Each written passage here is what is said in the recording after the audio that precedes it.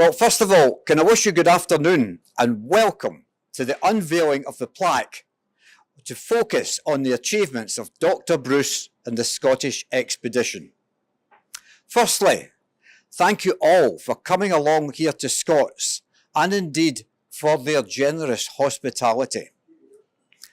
A very big thank you to Stephen Benny, because that was a gentleman, is there, right, okay, who is allowing us to put the plaque up at the entrance to Troon Yacht Haven.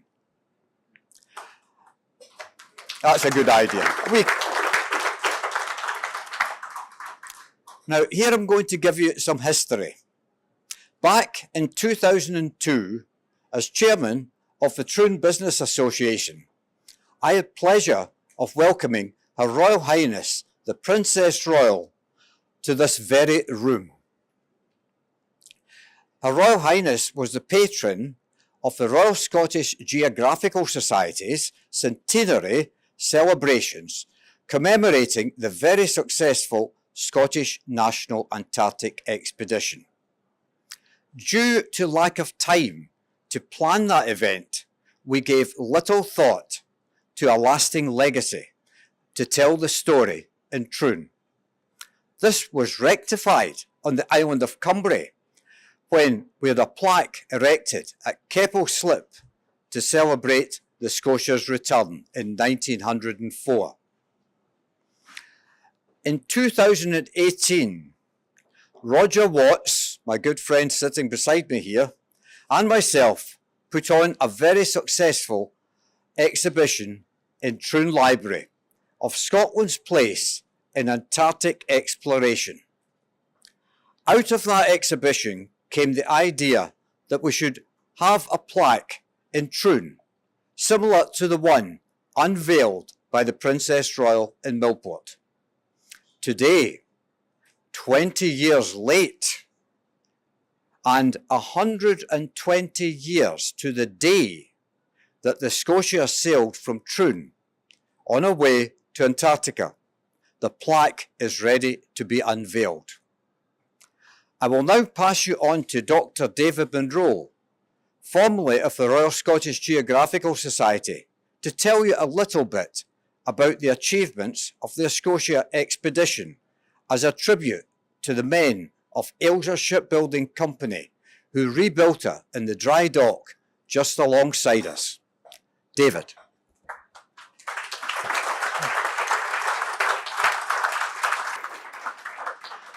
George, thank you very much for inviting me here today to join you all in this continued celebration of the life and the work, not only of William Speirs Bruce, but also of the men of the Ailsa shipyard who built him, or refitted rather, his fabulous vessel, the Scotia. Now, when I became director of the Royal Scottish Geographical Society in 1966, I discovered in the archive a wonderful array of photographs, maps, and manuscripts that told the story of William Bruce, and in particular the story of the voyage of the Scotia, his research ship.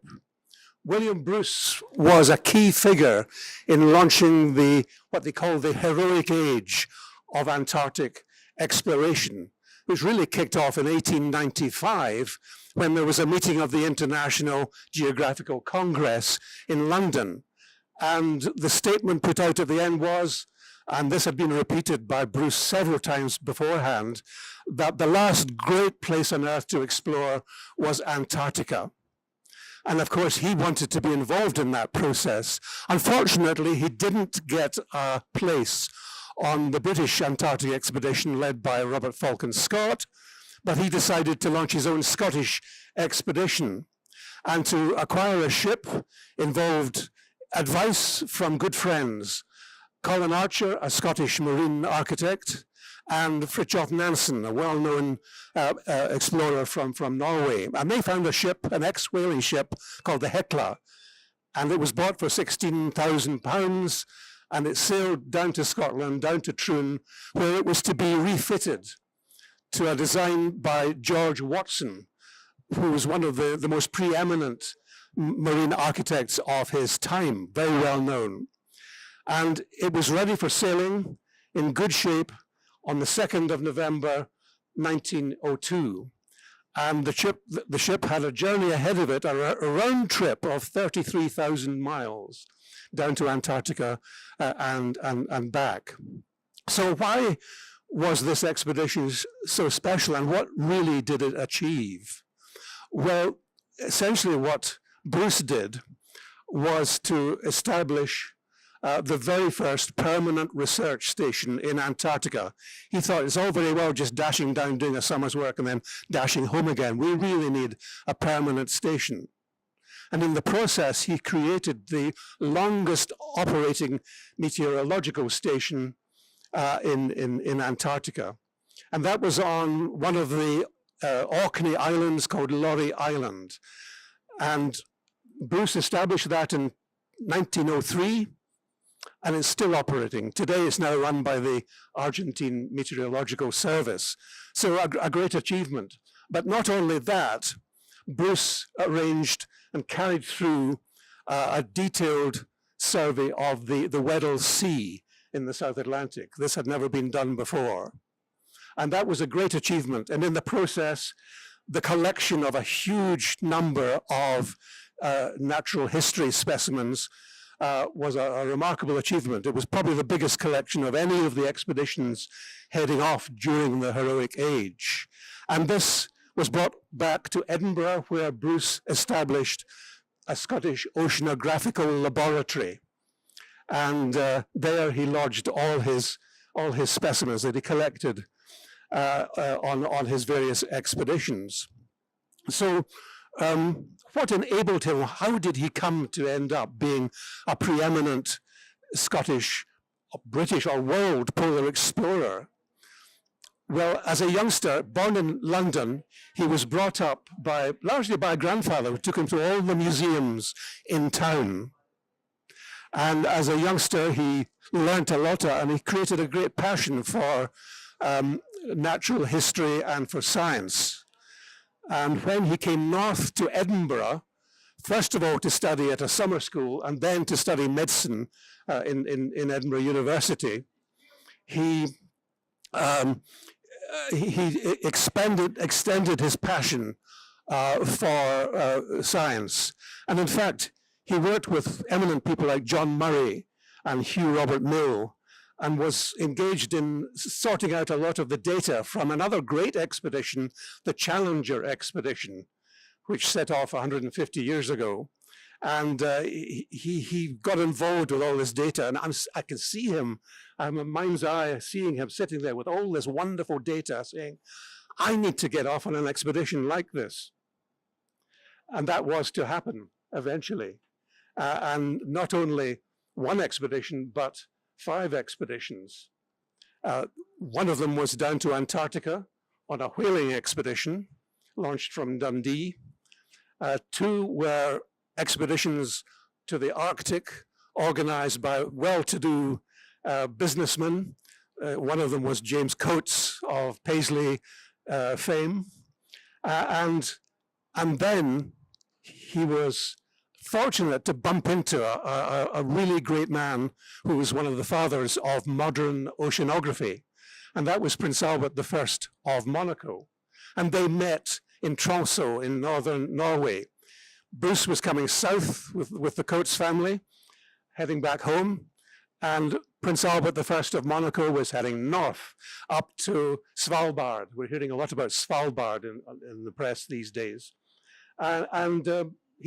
Prince Albert said to Bruce, why don't you jump ship and just join me and let's go back together to Svalbard. And that was the beginning of a beautiful friendship that lasted the rest of their lives. So the experience of working with Prince Albert got him in contact with a whole array of Europe's greatest oceanographers and scientists and natural historians. And that was invaluable to Bruce in learning more about polar regions. And he also learned from Prince Albert I a lot about the technology. Prince Albert had been redesigning things like the equipment for measuring the depth of the ocean. used to do it by slinging a rope over the side with a weight on the end, and that was no good. And so Prince Albert invented one with 3 strands, like piano wire, twisted together. And that was much more successful. So Bruce is learning all the time to add to his great passion for exploration. And we hear today often people talking about Bruce and the expedition, the Voyage of the Scotia, as talking about forgotten men. Well, I think Bruce is far from forgotten. And I don't just mean all we've been doing to celebrate the life and work of Bruce in the Royal Scottish Geographical Society through the Scotia Centenary. I remember Princess Anne at the end of 2 years of Scotia Centenary saying this is the longest centenary celebration I've ever been involved with. But Bruce has been well remembered. When he died in 1921, 2 years later, there was a medal that was presented for the first time and continues to be presented, the Polar Medal, Bruce Medal. And the Bruce Medal is for those who have carried out work in polar regions. And it's awarded almost every 2 years. Bruce left a huge legacy along with all the other scientists. There were 6 scientists on board the Scotia, and he was one of them. And a huge legacy of scientific work, published in book form, published in paper form. And there were 3 biographies of William Bruce, one in 1923, one in 2003, and one a couple of years ago, I think, 2 or 3 years ago. So he's certainly well remembered there. But I think if he came back today, he would be really pleased to see what's going on in terms of marine science in Scotland. The work of the Scottish Association for Marine Science, which 20 years ago opened up a lecture hall dedicated to William Spears Bruce. And then there's the Marine Scotland Laboratory Facility up in Aberdeen, which has used a research vessel since Bruce's time called Scotia. We're now on Scotia number 4, a multi-million-pound research vessel. And I think he would be proud to see the Scotia a rising phoenix-like, because his original Scotia came to an end in 1916 during the First World War, when it caught fire and sank off the Welsh coast. And also today, we have reconnected in Scotland. We've reconnected with Monaco. And that was achieved, first of all, by asking Prince Albert II of Monaco to be a co-patron with Princess Anne of the Scotia Centenary Program. And then I was invited to join the Scientific and Technical Advisory Committee of the Prince Albert Foundation, promoting conservation and environmental protection. And at the moment, I've been busy developing projects between Edinburgh University, Geoscience at Edinburgh, and the foundation. So we've managed to get some considerable funding for a variety of projects, and the current one is on training ocean leaders of the future. So I think this is a worthy way of remembering the life and the achievements of William Spears Bruce. So as George said a little earlier to me, I think you could go on talking the rest of the afternoon about Bruce. But just to finish, we still remember Bruce in many different ways today. And we also are here and we remember the men of the Ailsa shipyard. When Watson put together the plan for its refitting in the harbour here, I think it instilled in the workers that there was something special going on. This was a very special boat, a very special ship. It was going off to Antarctica and would achieve great things. A historic achievement was the results of that expedition. And I think we should always remember William Spears Bruce, a man who should be remembered and not forgotten. Thank you.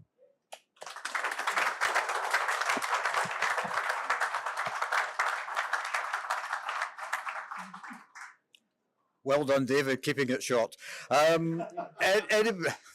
Sorry, you're not supposed to laugh there. Anybody who wishes to speak to David afterwards, I'm quite sure will have the opportunity.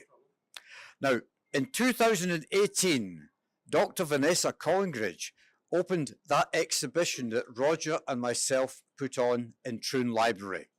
It's now a privilege to ask her just to say a few words before she unveils the plaque today. Vanessa. I'm going to come this way. Hello everyone, and firstly thank you so much for braving the almost Antarctic weather that we've got today, the wind and the rain, to come out to take part in this really fantastic and joyful commemoration celebration of the remarkable feats, not only of William Speirs Bruce and his men, but also of the legacy, the heritage that comes from Troon as well, and also from Paisley. I know that there's a member of the Coates family here. So, just as William Speirs Bruce realised more than perhaps anyone that you can't have those kind of achievements on your own, I'd like now to just pay tribute to two remarkable men, George Mulvaney and Roger Watts, in association with the late Jim Goodlad, who have done so much work to really put William Speirs Bruce's legacy literally on the map of this area, both in Cumbria, both here, and just in terms of our knowledge of this remarkable feat. So, gentlemen, thank you for all your work, keeping William Speirs Bruce's name and his achievements and the achievements of everybody associated with this expedition over the years and the knowledge over the years still going. It was my great privilege in 2002 to 3 to take part in the Scotia Centenary expedition back down to the Antarctic island of South Georgia. And we did some really important work there. David referenced some of the work that's still going on in terms of oceanography, marine science. And we did a small part of that down in that expedition there, looking at climate change. I'm sure Bruce would have been absolutely thrilled that his legacy in terms of all his meteorological and scientific work was still continuing 100 plus years later. But without further ado, I would like now to reveal this plaque. So I'll give you this. And ladies, gentlemen, everyone, and particularly the school children at the back, this is yours to continue, keep going forward. I give you the William Speirs and the Scotia plaque.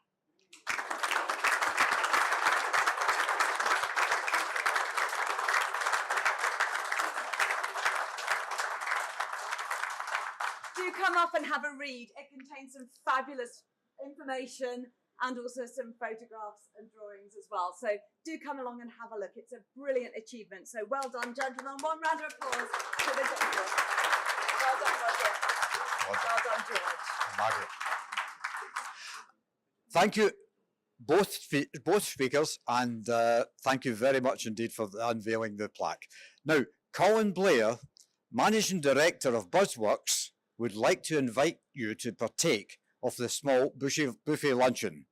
Thank you, Colin, and your staff. I don't know where you are, but you've gone. I hope you all take the chance to network with each other. And both Roger and myself would be happy to hear of any background stories, whether you come from Troon, whether you come from Millport and our Millport contingency couldn't make it today, or even Antarctica. Please tell us the stories. Enjoy yourself, ladies and gentlemen, and come and see the plaque. Thank you.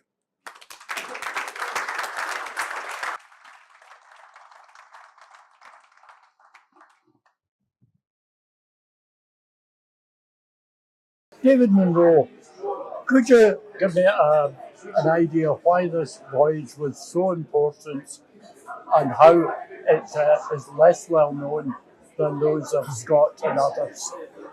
Well, the voyage of the Scotia is really important, and most important, I think, because it was a scientific expedition.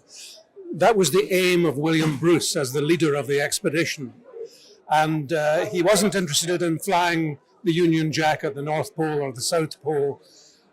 This was not an adventurous trip in the sense of trying to get publicity out of it and raise funds on the back of that. This was all to do with science, and it was well planned in that respect. So Bruce didn't as far as I know, talked to many journalists about his journey. And that's part of what makes it an attractive expedition to examine. And it's quite different from the likes of Scott, Shackleton, Amundsen, Nansen, and so on. How did Coates get involved? How did Coates get involved with the financing of the expedition? Well, the Coates got involved with Bruce the very first time he went to Antarctica in 1892. And the family were deeply impressed by how he behaved and his passion for natural history and science. So when he started to look for funds for the expedition in the Scotia, they knew all about him, and they knew all about his previous expeditions to the Arctic as well. So he had a good reputation as a passionate and knowledgeable scientist.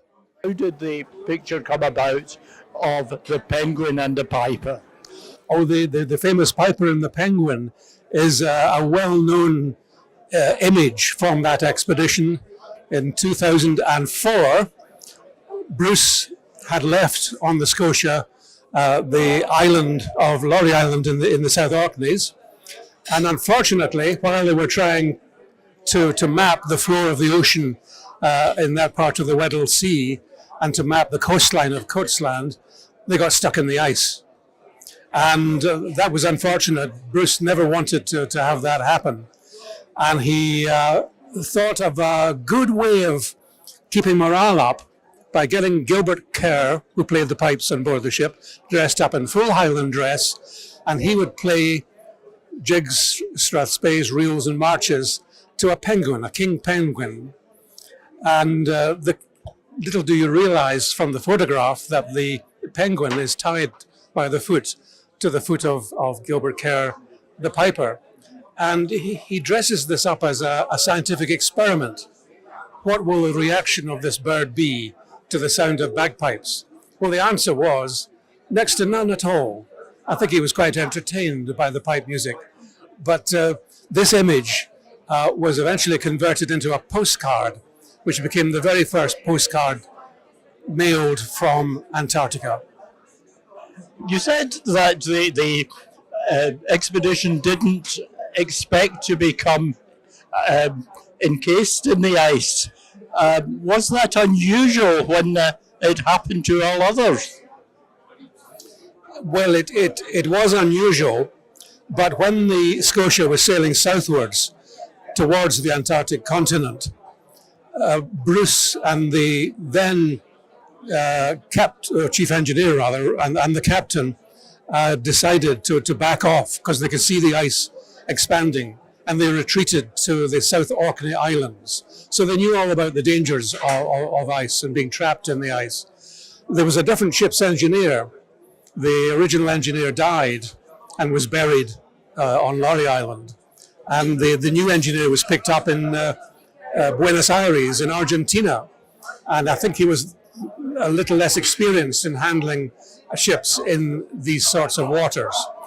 But Bruce and Tom Robertson, the captain, were very clever in the ways they managed to free themselves from the ice, leaping up and down on board deck, doing all sorts of clever tricks. And eventually they managed to escape.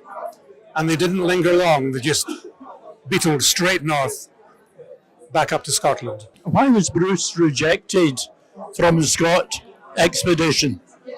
Well, there was some confusion over Bruce's desire to be part of the British Antarctic expedition. He had met Sir Clements Markham, who was the president of the Royal Geographical Society in London, and had expressed his interest in joining the expedition. But Clements Markham had other ideas. This was to be a naval expedition that they were going to send off southwards. And they never got back to Bruce to accept his offer. So what Bruce did was, well, Bruce thought, I'll put my own expedition together from Scotland. And he managed to get support from the Coates family, and off they went.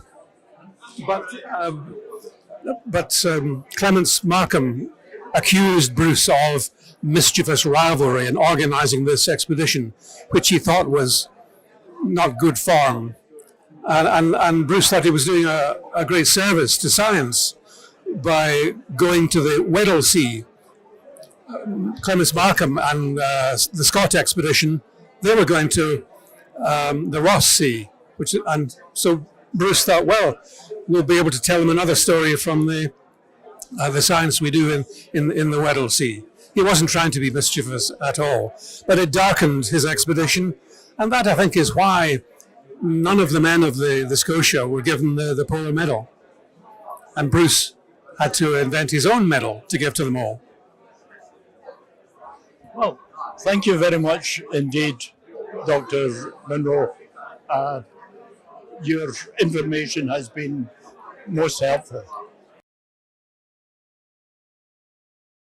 Vanessa, in your talk earlier, you said that you had gone to the South Atlantic. Could you expand on that a little more for us, please?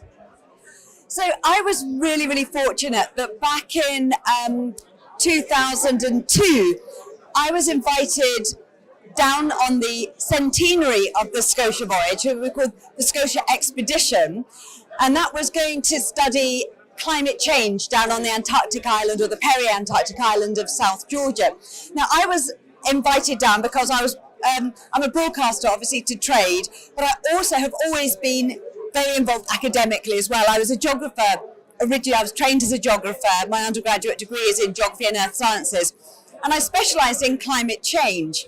And so I'd always kept very interested in that. And so really I was a useful person, because not only could I be an extra pair of hands for the scientists doing their work, but once their work had finished and their day had finished, I would be typing it all up, sending it via the satellite link that used to come over, sending the copy back to the UK to write for the Daily Mail. I was filming for the BBC, ITV, making a Radio 4 documentary series on the Antarctic called Antarctic Diaries. And I made a documentary for Discovery as well on the climate change work that we were doing. So I kind of was wearing two hats down on that expedition. But it was phenomenal going down. It was my first experience of being down in the Antarctic, of seeing icebergs, and just the sheer size and scale of the icebergs. When you meet them for the first time, it is almost overwhelming. They are awesome, these huge bodies of ice. And you think that the Antarctic is going to be quiet, instead of which the wind roars. It absolutely ricochets and roars down the mountains. These katabatic winds go over and slide down the mountain. They bring whiteouts. I was knocked flat. So I'm about just over 8 stone. My backpack with all my gearing, because of course we had to carry all our gear around with us. So I was having 2 cameras, because you can't have one in case it breaks, 2 sound recording devices, all my own stuff, my Antarctic survey rations. So my backpack weighed 4 stone, so half my weight, and I was still getting knocked off my feet and ending up going like a turtle on my back. So no, it was an incredible experience. I went to the Falklands, so we flew with the Air Force from Brize Norton through Ascension Island down to the Falklands, and there we had a ship that we chartered, a yacht, that was our research vessel. So just in the way that William Spears Bruce and his team, the Scotia team, would have had their research, you know, the Scotia, the research vessel, we had our own one, Ocean Tramp. She was a little bit probably more comfortable, but not as big. She was a 60-foot ocean-going ketch. And we used that as our research vessel for going and doing all our, we had various locations where we were taking samples of lake sediment cores and looking at glacier retreat, looking at the biodiversity, looking at the geology of the region as well. So the scientists on board were doing some really important scientific research when we were on the South Georgia island. And we had some fun as well. I celebrated my birthday down in South Georgia, and we were in a whiteout for my birthday. 3 days we were trapped inside a little cabin, one of the old whaling station cabins. And when we eventually emerged, the winds and the storm had blown in an iceberg, a mini iceberg, into the bay, into Husvik Bay. And on top of it, there were 3 chin-strap penguins walking up, sliding down, jumping in, and it was their playground. These penguins spent hours upon hours just playing on this new piece of equipment that has suddenly come into their area. But the wildlife was phenomenal. Obviously, you get a really strong sense of the heritage of the whaling industry. And of course, William Spears Bruce had gone on whaling expeditions in the past, and lots of the men who travelled, and probably some of the guys who were working on the Scotia, they would have worked on whaling ships as well. So a lot of our knowledge came from the commercial era of exploitation, that commercial era of whaling and sealing down in the South Atlantic. But thankfully, we were down on much happier terms. Rather than killing animals, we were down hopefully to understand more about the environment and the ecosystem down there and help preserve this really important, or conserve this really important environment for future generations. Unfortunately, we all know the way that climate change is going, don't we? So getting as much data as we can to make the arguments and to show that we haven't got time to wait. We can't wait another 100 years for a bicentenary of, or double centenary of William Spears Bruce's voyage. There won't be the Antarctic ice down there in 100 years' time. So it's very important that we do as much research as we can. Well, thank you very much indeed. Thank you. You're welcome. Lovely to meet you. My name is Ron Lewis Smith, and I worked for the British Antarctic Survey in Cambridge for the best part of 40 years, starting in the middle of the 1960s. And my work as a biologist took me to quite a number of locations in the Antarctic, but I started off in the South Orkney Islands, which is where, well, this celebration is all about.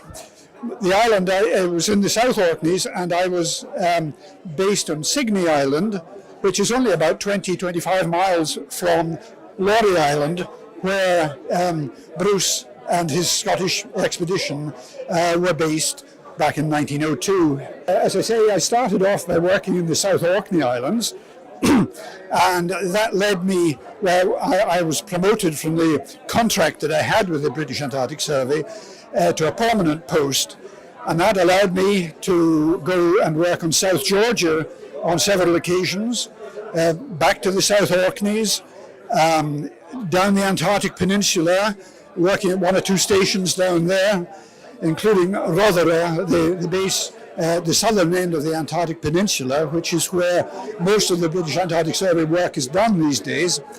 I also worked with the Italians in Victoria Land, with the Australians at their station in Queen Elizabeth Land, and after my retirement I was successful in becoming a lecturer and guide with a tour company, a cruise company that went to the Antarctic, and I had many occasions down there which I was able to take my wife with me, and that was a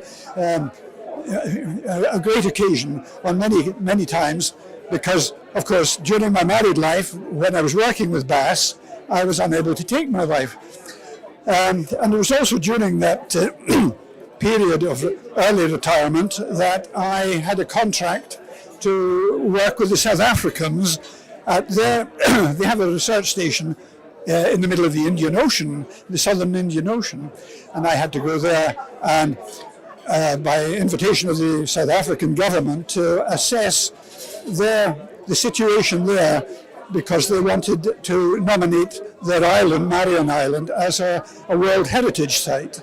So that was really exciting in retirement.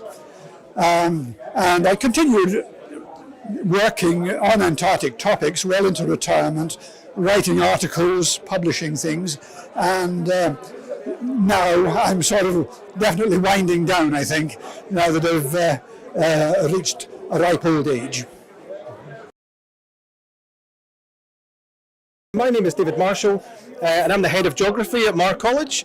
And about 4 years ago, I think it was, George Mulvaney put on an exhibition at Troon Library about the Scotia. and was very, very kind to ask for our involvement in that and take kids along. And any donations or sponsorship that was left over was donated to the department. So we're very, very fortunate and therefore wanted to support him today as well. And we're very pleased to be invited along. Your name and what do you think you made of this visit today? I'm Beth McNair. I'm one of the school captains at Mar College, and I just think it's amazing to hear the history and what happened in our town and in Scotland. It's something very rare that we don't get to really experience or appreciate that much, so it's great to learn and meet all these people who are a part of it. I'm Brooke Hailstone. I'm also one of the school captains. Here today to learn a bit about it so we can go back to the school and feedback and get people more knowledgeable about it. So we'll go back and tell all the school about what we learned here today and the history behind it and everything that was very interesting towards us. I think it was really nice to meet everybody that was involved and learn all their history. Our school captains, so we all meet a couple of times a week, so we'll probably put together like a presentation or something, speak to Mr. Doherty, the head teacher, and then see if we can just spread it in maybe an assembly or in personal support for the rest of the students of the school. My name's Nigel Rayner. I'm a member of Troon Probers Club and I was invited to come along to this ceremony today by George. My connection with the Antarctic is I've actually been there thanks to the Norwegian Voyage people.